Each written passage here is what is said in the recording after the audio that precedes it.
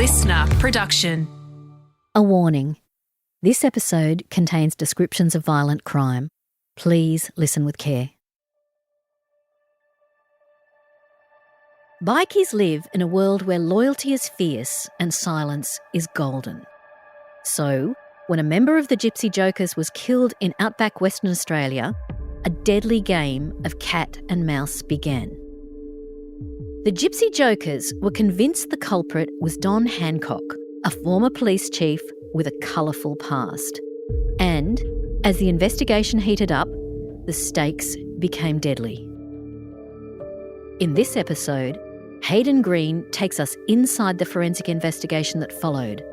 A tale of bombings, one of Western Australia's most notorious bikie wars, and what it's like to come face to face with a ruthless group bent on revenge. My name's Catherine Fox.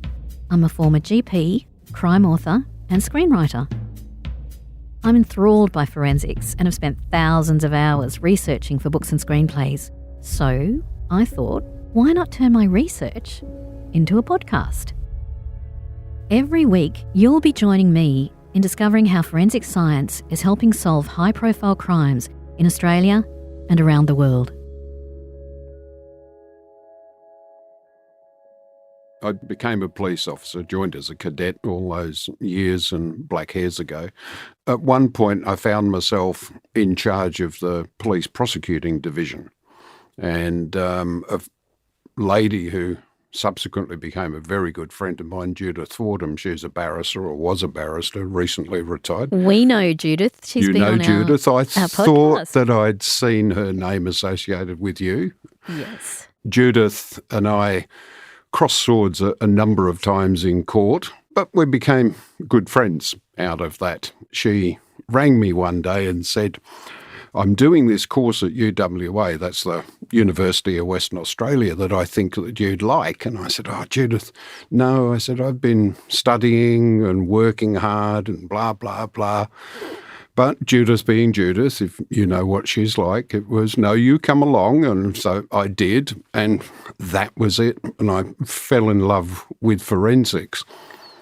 But it's a difficult question to answer, which came first, the chicken or the egg, because as a police officer, right from way back as a young cop on the streets, unknowingly you're actually using forensics. It's when you get the formal study, if you like, and you see a lot more in-depth stuff, obviously, but it's the formal study when you then look back and say, hey, hang on, I've just been able to put a label to what I've been doing all of this time. You don't think about fingerprints as being forensics, perhaps.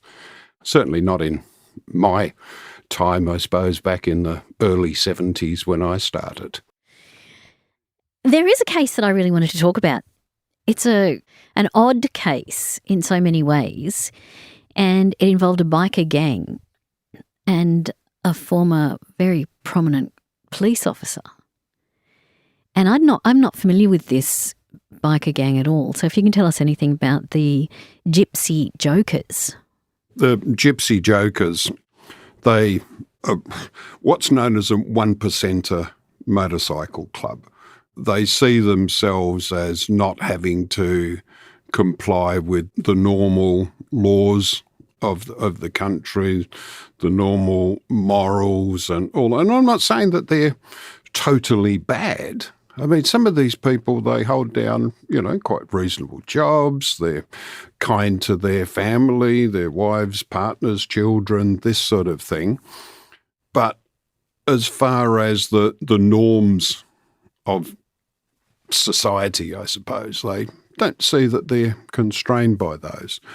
At the time that this event took place in 2000, they had about 3,500 members throughout Australia. So they're a fairly significant, large group of people. Were they prominent in Western Australia? Reasonably so, and still are. They're still around the place. They had their chapters. They had a chapter in Kalgoorlie. They had their Perth chapter. I'm going back now and speaking about 2000 when this happened, and this was the Queen's birthday in WA, because I think we have ours a bit different to some of the other states. So, yeah, they had their chapter in Kalgoorlie, and what they decided to do was a few of them were going to go for a ride. Off they went and ended up back at a place called Ora Banda, which is 68 kilometres northwest of Kalgoorlie. They ended up there. Now, Ora Banda's this tiny little place. There's about 50 residents there. It's very remote. Oh, absolutely. So our bikies turn up at the pub. Now, let's go back a bit, because the pub itself becomes significant to the story, because a guy by the name of Don Hancock owned and ran the pub. Now, Don Hancock had been a detective commander in the CIB, the Criminal Investigation Branch in Western Australia, and he'd retired in 1994, so a few years before that, and had bought the pub. Now, he had, I suppose you might say, a bit of a checkered past, or at least questionable, because he was the prime investigator for a case in 1983. The Micklebird brothers were charged with a robbery at the Perth Mint, where 65 kilos of gold had been stolen. Now, the brothers, three of them, were convicted, but their convictions were overturned on appeal. They'd made all sorts of allegations about Hancock of torture and about a fingerprint being planted. So anyway, we've got this position now where we've got a former very senior police officer owns and runs this nice little inn in the middle of nowhere, and the bikies turn up.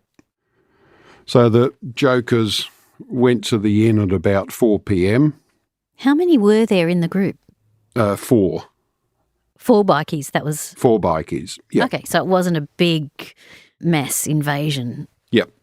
So, but yeah, so they turn up and want a meal. Now, some advances were made to Don Hancock's daughter, and whether they were sexual advances or whether it was just to stir her up, who knows.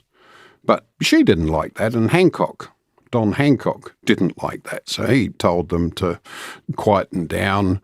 They were perhaps a bit belligerent, so he ordered them to leave and shut the pub. Hancock, of course, was no lover of bikies, and the bikies were no lover of Hancock. The bikies don't like police, and I could pretty well say it's probably pretty mutual the other way around as well. So the inn closed at about 7:45 in the evening, and the Gypsy Jokers went off across to the race course, which is 100 metres, I suppose, across the road from the inn, and they set up their camp there. They built a fire and were sitting around the fire having a few drinks, and at about 5 to 8 in the evening, about 7:55, a chap by the name of Billy Grierson was sitting on a bench near the fire, and his 3 mates were standing around the fire with him, and one of them described it as like, we heard 3 pops. They, at that stage, or he certainly at that stage, this is one of the bikies, certainly at that stage put it down to he thought it were things in the fire. They'd been throwing cans in there and all sorts of things, those things exploding in the fire. Certainly the first 2, but the third pop, with that Grierson, he's sitting on a bench and he slumped forwards and fell to the ground. What had happened was he'd actually been shot in the side of his body, as far as we could trace back, there were a line of trees about 100 metres from where the shooting occurred. From what we could trace back, the shooter had been standing just inside that line of trees. Did the shooter intend to shoot someone? Was it an intention to try and frighten people, or who knows? Was it dark at the time? Pitch black. And it was amazing that some of the bikies would have been facing towards those trees. Now, we all know that if you fire a firearm, there's a flash that comes from that. But nobody described anything about a flash, which was always something that I thought was a little strange. Now, of course, the bikies don't like police, as I've said, and they have a code of silence, so they're not going to try and cooperate at all with the authorities, even if it's one of their own that's been involved in something. And that makes an investigation of this type particularly difficult. So Grierson had been shot in the right side of his torso. Now, they had a ute with them, so it was their bikes that they were riding, obviously, and they had a ute for their supplies and spare parts and food and this sort of thing. So Grierson was loaded onto the ute and taken off to a place called the Enterprise Mine. I think from memory it was about 20 k's away from where the shooting occurred, away from Ora Banda. Some of the accounts will tell you that he died at the scene, but when he got to the mine, the medical people there started working on him, trying to keep him alive, and one of the guys there, one of Grierson's friends, said, "I heard Billy take his last breath, and then I saw the first aid crew pumping him madly." So he died at the mine site, not at the site of the shooting. You've now got the question of who shot Billy Grierson, who murdered Billy Grierson. 3 suspects arose out of this. There was a sandalwood cutter in the area. Now, sandalwood cutters, maybe lots of people don't know. It's an extremely hard job, and this guy was known to be bit crazy, I suppose you might put it. And the possibility around this, how he came to be a suspect, was that if he'd seen what had happened in the hotel, because he lived at Ora Banda, or what had happened at the inn, because he lived at Ora Banda, he might have been upset about this. He might, when the place was closed, gone off, got his gun and, let some shots go. Eventually, he was wiped out and was cleared. So that left 2 people. Firstly, one of the Hancock family, more probably Don Hancock. Could he have been the shooter? Or is it possible that the bikies themselves may have murdered Grierson? So we've got the shooting occurs. Obviously, the police get called, and a couple of constables turn up and find Don Hancock at his home and talk to him about the shooting and his maybe involvement, because the bikies right from the start said Hancock shot him. No doubt whatsoever in their mind that Hancock was the perpetrator. When the police got there, Don Hancock had a shower. He changed his clothing from what he had been wearing when he was at the inn, when he closed it, and refused to hand over his clothing. He was also known to have eaten an orange, and he declined to be interviewed. Now, let's look at the forensic aspects of that. What have we got there? Showering. So if someone shoots someone, what are we going to be looking for? One of the things we'll be looking for is gunshot residue. Because when you fire a gun, this whole cloud of all sorts of chemical elements and little pellets of molten metal and everything else fly out. So you're going to get, in all probability, some gunshot residue on you. So obviously we wanted to know, or the attending police wanted to know, was there gunshot residue on Hancock? So where would the gunshot residue have been? If you're firing a rifle, the gunshot residue is going to be over your face, in your hair, on your clothing, on the skin of your hands. So where does the orange come into this? Now, this is a fallacy. The thought was at one stage that if you got an orange or a lemon, something citrus, and wipe that over your skin, that would get rid of the gunshot residue. Nothing to do with the orange. You could do the same thing with a loofah or something like this. I'd never heard that, so I thought that was interesting. Oh yeah, no, that's an old. But it's debunked. Old thing, yeah, absolutely. Now, Hancock, of course, having been a detective commander in those days, probably would have believed that if you got an orange and rubbed it on your skin, it would get rid of gunshot residue. So time, place, circumstance, does that point towards involvement on his part? Or did he just eat an orange? Don't know. Because he wouldn't talk to the police. Flatly refused to be interviewed. Clothing. The thing is, of course, that clothing is different to your skin, because when gunshot residue falls on clothing, and especially if it's manufactured fibres, the plasticky type stuff, this stuff is extremely hot when it comes out, and it will land on that cloth and actually burn it a little bit and bind itself to the clothing. Not so much with natural fibres, wool and cotton, that sort of thing, but still might get caught up in the weave. So you can grab the clothing and look at it, examine it, microscope to try and find the gunshot residue. But of course we couldn't get his clothing. Now people are going to say, well, there's been a murder, obviously. Why couldn't you just go and get a search warrant? That was tried, and it was decided that, no, you haven't got enough. Police at the time couldn't get a warrant.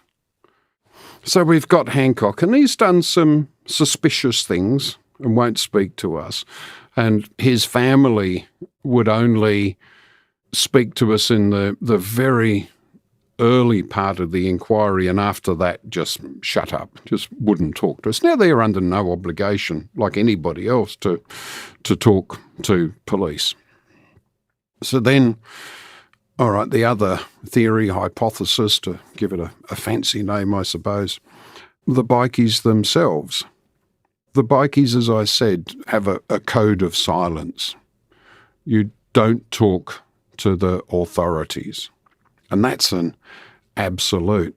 Now, at that time, Grierson had been named and had been summoned or subpoenaed as a witness in a rape trial in Queensland. There was no allegation that he was involved in the rape of a young lady by somebody else. It was that he just happened to be in that place at that time and could give some information. The mere fact that he'd been subpoenaed suggests that he would have spoken to the police in Queensland. If you then add to that some of the information, some of the intelligence that we got was that at that particular point in time he was trying to leave the Gypsy Jokers and move to Brisbane with his family because his then partner was pregnant with their child. Now, you don't do that either if you're a bikie. Once you're in for life. Is that enough motive to kill one of your own? So essentially we were left with one suspect and one group of suspects. The inquiry continued, and I remember that when I went back out to Ora Banda after the shooting, the then president of the Gypsy Jokers and his sergeant at arms were sitting on a bench under the porch.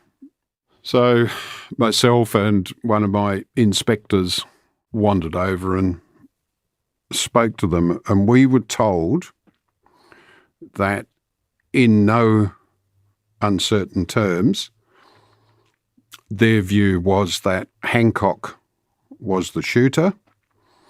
We needed to charge Hancock, and we needed to do it sooner rather than later, in fact, straight away. It then, of course, started, well, but we know that you won't because he's one of yours and you'll cover for him. My response to that was, look, I don't care if he's one of ours, was one of ours. No one is going to go around shooting people on my patch and get away with it. And if we can prove that he was the shooter, he'll be charged with it.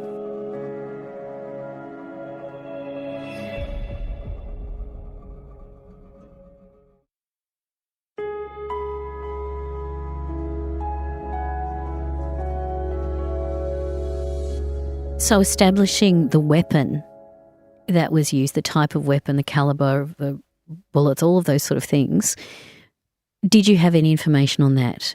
And did Hancock have a gun that could have fit the bill, and did the Bikies use those kind of guns? Yeah, we knew it was a high-powered rifle because of the distance and probably larger calibre because of the size of the injury. Hancock, had firearms registered in his name. We got to those because you can do that under the Firearms Act. None of them fitted a bill. They were 22s, shotguns. So none of the firearms that he had immediate access to fitted the bill as being the gun that would have shot Grierson. We were thinking probably more something around the .303 type calibre, the old World War II calibre big bore weapons that have a heck of a punch. Did he have access to that or those firearms? Possibly. People in the community were known to have .303 firearms, none of which we could prove had been fired recently. There's been an allegation that Hancock had a small holding out of a place called Grant's Patch. Subsequently, the allegation, if you want, or I think fairy tale, has come forwards that Hancock had a .303 rifle, and it amazes me how precise this information which makes me think it's not accurate, and 51 rounds of ammunition. Now, people don't talk that way. If I said to you, have you got a gun? And you said yes. And I said, well, how many rounds of ammo have you got? You go, I don't know, 2 or 3 packets, a couple of 100 rounds, 30 rounds. You're not going to say 51 unless you've sat there and counted them that day. That really makes me think that information's not that reliable. Unless you were the one who gave them to him or sold them to him and you were aware of how many. But then how would you know if he's shot any? How would you know if he's bought any? When you spoke with the Sergeant-at-Arms and his superior, did they suggest in any way that there'd be retribution if you did not arrest Hancock immediately? Yeah, on 2 fronts. That they would get Hancock and that they would get myself and the inspector that was with me. How do you feel when you're trying to do your job and you're in a no-win position here? So how do you feel when someone is threatening you personally and you know that those threats aren't necessarily empty? Oh, definitely not empty. There was an intelligence operation put into effect to look at what's the likelihood of the Hancocks or the police actually being targeted. Hancock and his family, but particularly Hancock, were in the cross sights to be dealt with, and by dealt with I mean killed. Myself and an inspector, there's no real need to mention his name, we were in the same position. Now, for a substantial amount of time after that, you were always very cautious wherever you went, especially if you went out, say, and I often had to drive from Kalgoorlie down to Perth. There's only one road, so anybody wants you, and it's a lonely road at times, anybody wants to get you, it's not going to be hard. Do you let that drag you down to the level that you can't function? No, that's not me. That's not me. You fight fire with fire. You remind them that you live in the town. You remind them that your family is off limits. You remind them that if something happens to a member of your family, that is going to be taken as being their doing. You remind them that you've chosen to do this job, and if you're fair game, then you're fair game. But your family is not and never will be. It's the only way you can fight this, because if you back down, you're dead. It's as simple as that. Were you carrying a weapon at the time? Yes. You routinely carried a weapon before this moment? No. But you started carrying a weapon? I did afterwards. Frequently, I had a ankle holster, and frequently I'd have a shotgun on the front of the car, especially if I was driving out in the bush somewhere.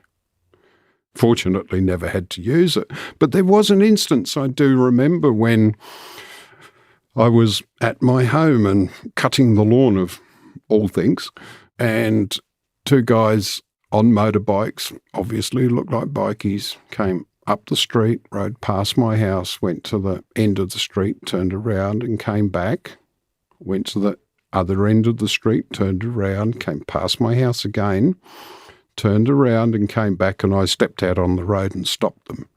And I said, if you're looking for me and where I live, you now know, bear in mind that I know where you live as well. You can't afford to back off. I might get threatened out of doing this whole podcast today because it might revive some memories. So be it. So be it. What was Hancock doing? Surely he must have been concerned as well for his and his family's safety. No, we offered him witness protection. We offered to put him into, we told him, you are under extreme threat. You and your family, we will put you in witness protection. No, I'm not going to let those bastards win. Now, I didn't know Don Hancock before all of this. I knew his reputation, but he was a hard-minded, not back-off type person, and he said no. Now, what happened was there was a bombing at the inn, and the front veranda of the inn was bombed. It did a reasonable amount of damage. It wasn't really planted very well to do a lot of damage. If you can imagine what happens in an explosion, you get this. It was planted reasonably close, but a bit of a distance away from one of the walls. Now, these walls were the old, the inn was built in 1911 from memory. They were big, thick, solid stone walls. You were going to have a D9 bulldozer to knock it down type thing.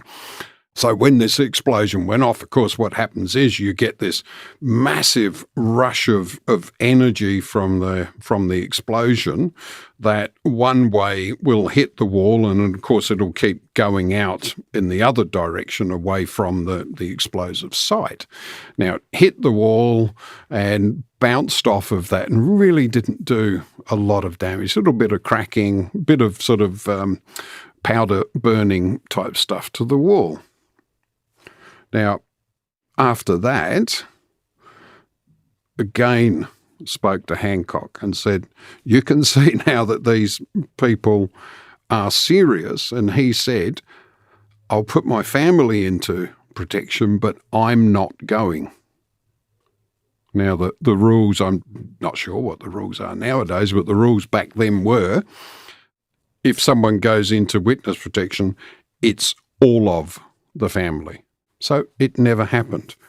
They did move to Perth. They had a house in LifeLine, but that wasn't until after there'd been firebomb attacks.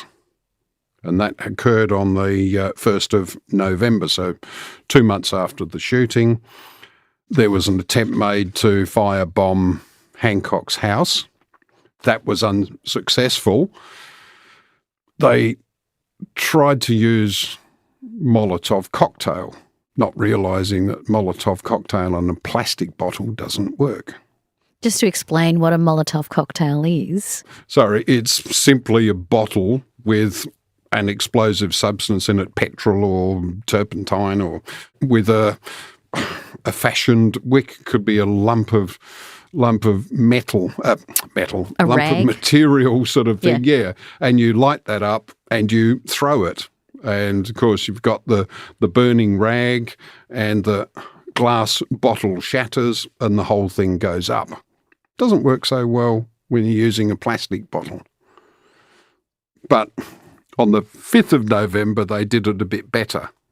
Now, when I say they, we know now that it was the Bikies, and of course it was always thought that it was the Bikies because they firebombed Hancock's house and the inn.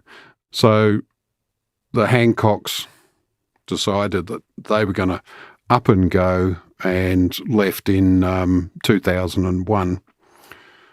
Don Hancock had a very good friend, chap by the name of Lou Lewis, and Hancock used to like the horses and go to the races and that sort of thing. He loved his horses, I suppose.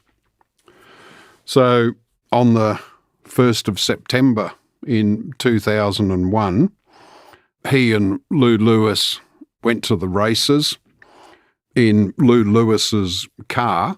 So at 6:35 p.m, as Lou Lewis was turning into the driveway of Don Hancock's home, an explosion occurred. 3 sticks of gelignite had been put under the front seat where Hancock was sitting and was detonated by means of a mobile telephone.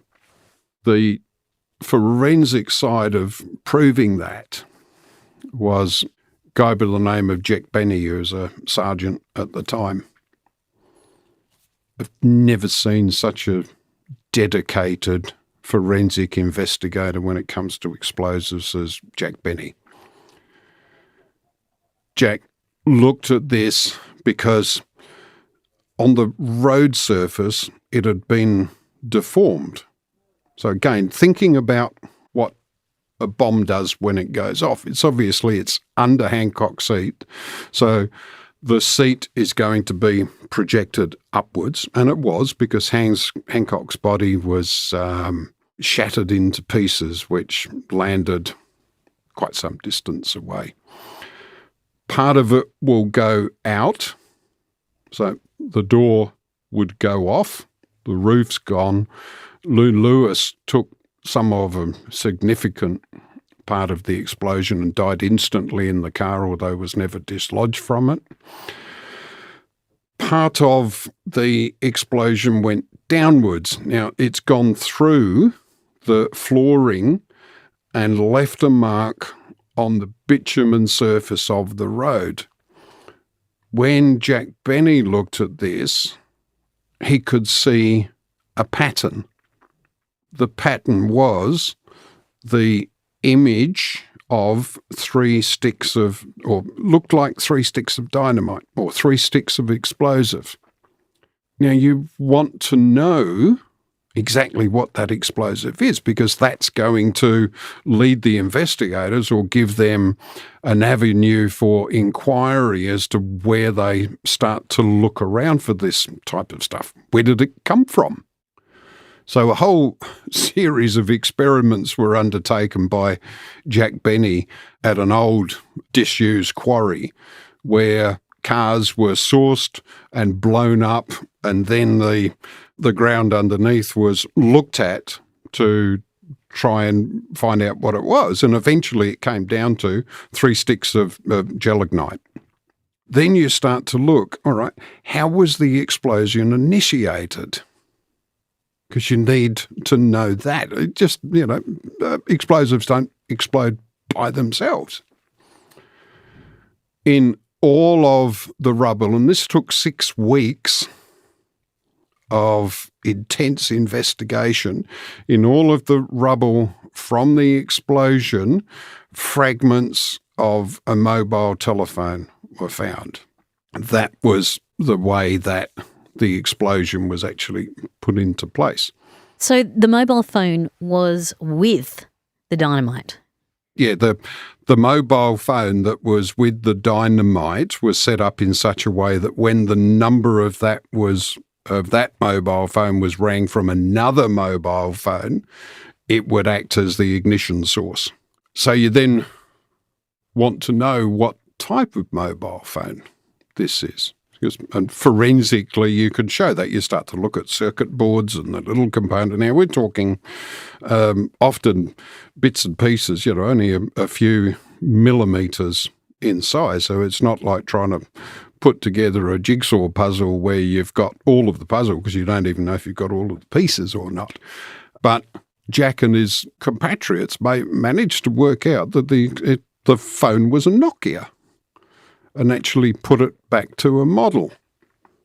Now, it becomes very relevant later on because one of the people that came under suspicion for setting the explosion actually had a Nokia phone manual in their place on which was written the registration number of Lou Lewis's car.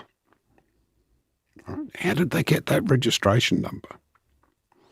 They got it through a contact in the Department of Transport. They'd compromised one of the employees at the Department of Transport and had that person do a search on Lou Lewis's car to identify it so that when it went to, and they'd been going up and down past Hancock's place and seen the car there, but they want to know whose it was so they knew where they had to which car they had to plant the explosives into.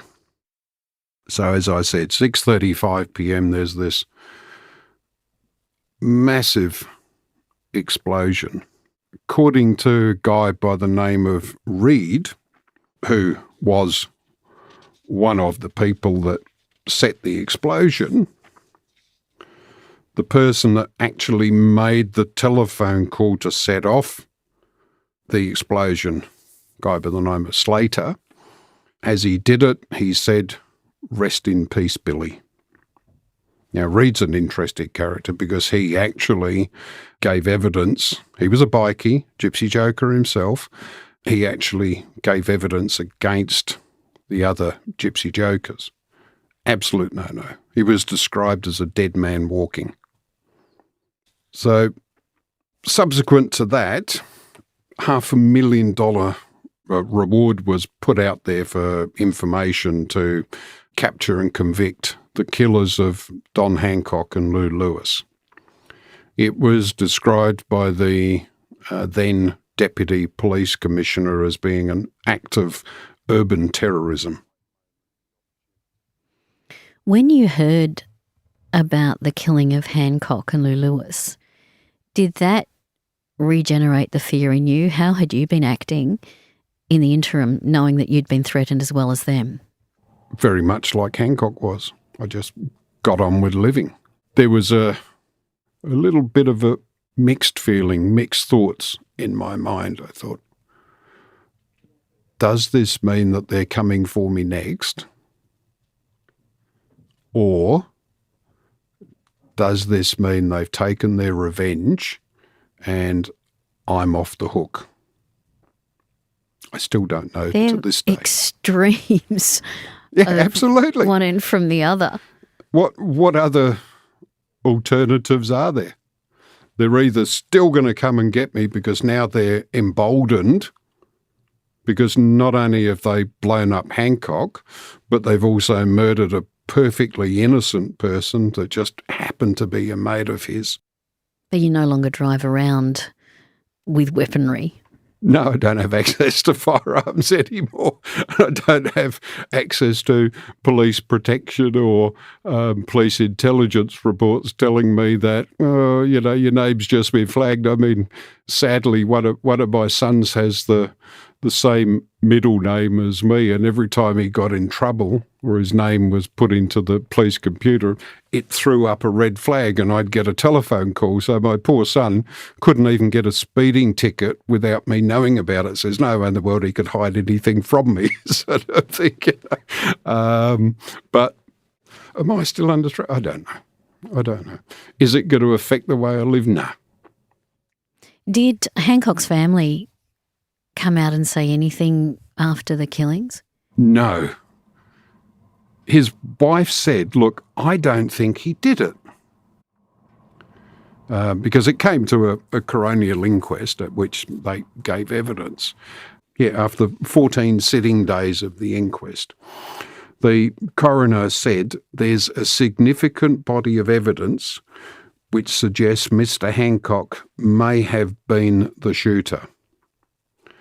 Much of that is circumstantial and not so overwhelming that the only available inference is that Mr. Hancock was the shooter. Then went on to say the Gypsy Jokers are notoriously antisocial from past behaviour and may have many enemies. Could it have been somebody else other than Hancock? Quite honestly, I don't know if Hancock was the shooter. Was anyone else from the Gypsy Jokers charged and convicted?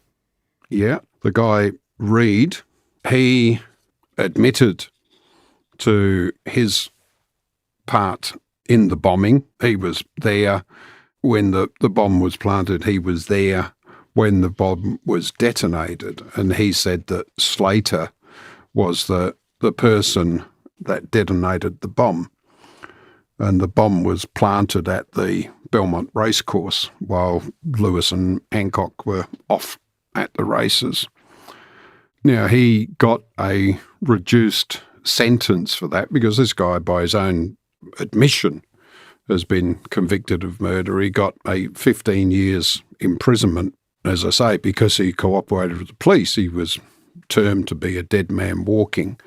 His cooperation with the police led to the arrest of another person who was charged with the murder of a chap by the name of Tapley over a drug debt.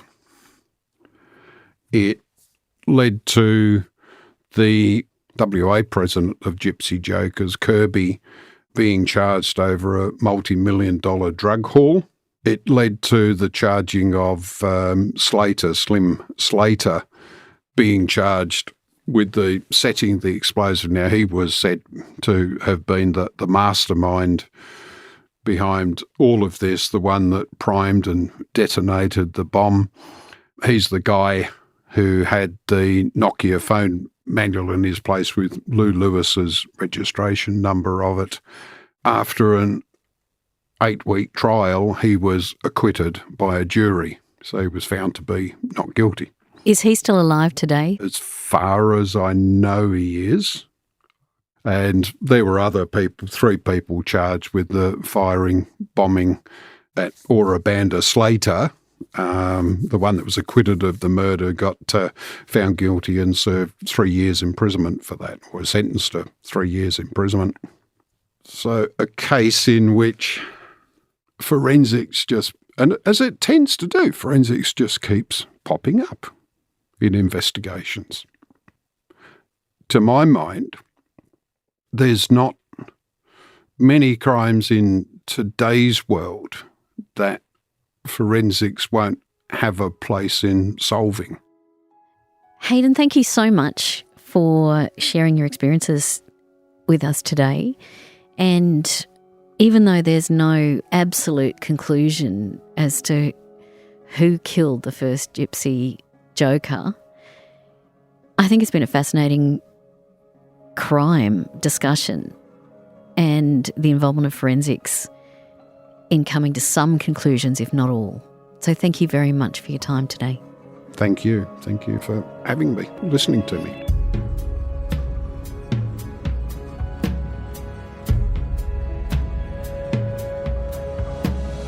Crime Insiders Forensics is a LiSTNR original production. It's hosted by me, Catherine Fox, and produced by Holly Mitchell and Ed Gooden. Sound design and imaging is by Link Kelly.